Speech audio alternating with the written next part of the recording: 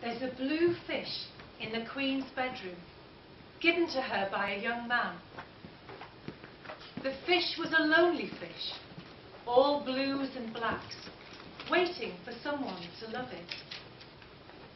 The fish, Araminta, began to sing a beautiful song about the sea. I must go down to the sea again, to the lonely sea and the sky. And the man sang the song. I must go down to the sea again, to the lonely sea and the sky. My grandfather used to collect driftwood. He used to hang it on the walls in his garage, and he used to tell me stories. This is a story about the sea and my life as a fisherman. Making my boat, mending my nets, to discover the whole ocean wide.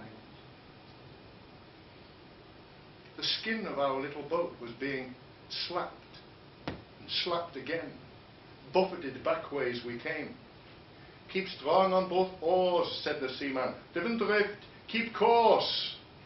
Hot blood pumping fast, sweat cooling skin. Salt water spraying face, hair, hands, feet, legs pushing against the tide and the current, and our little boat reached over and through each wave. And we continued on with our oars, challenged. Brave, brave, said me grandmother when we got home. Brave, you were foolish, foolhardy. Well, whatever we were, me and my grandfather in that boat, we were hot, wet and salty. From the porch, there is a steep staircase that goes up to an attic. And that's where he keeps it, wrapped in cling film and bubble wrap and lying in a long dark tank. I tell you.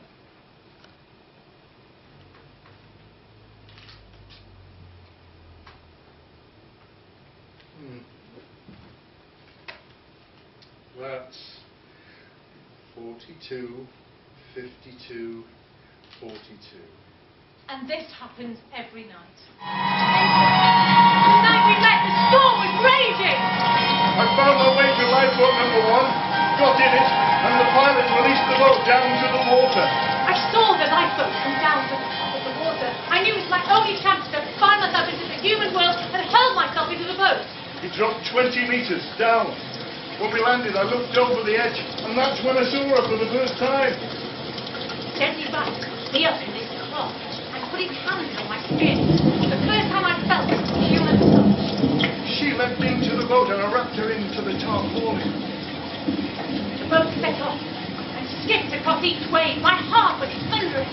And then we found ourselves on the shore. The pilot drove us fast, fast.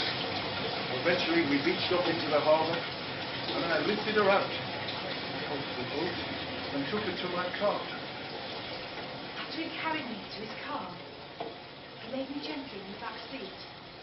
And then we set off, and the sound seemed to change from that of the crashing of the sea and the seagull's cry to that of birdsong.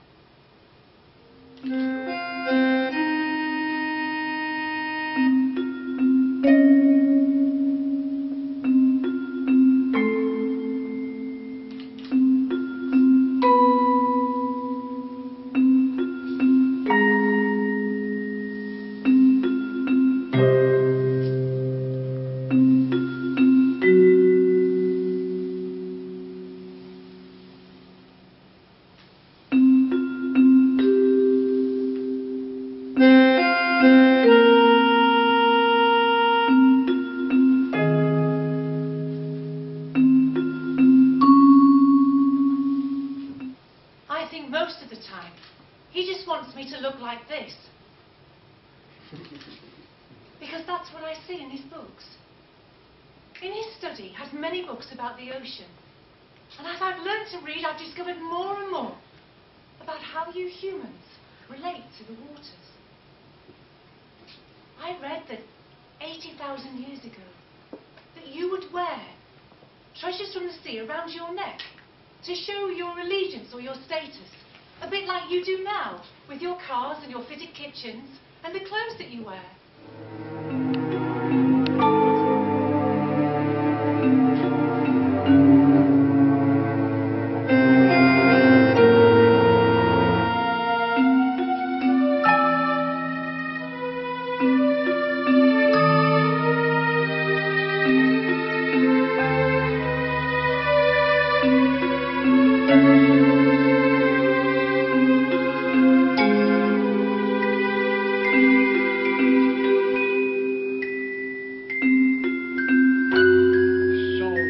Which flowed from the bottom of the deep ocean.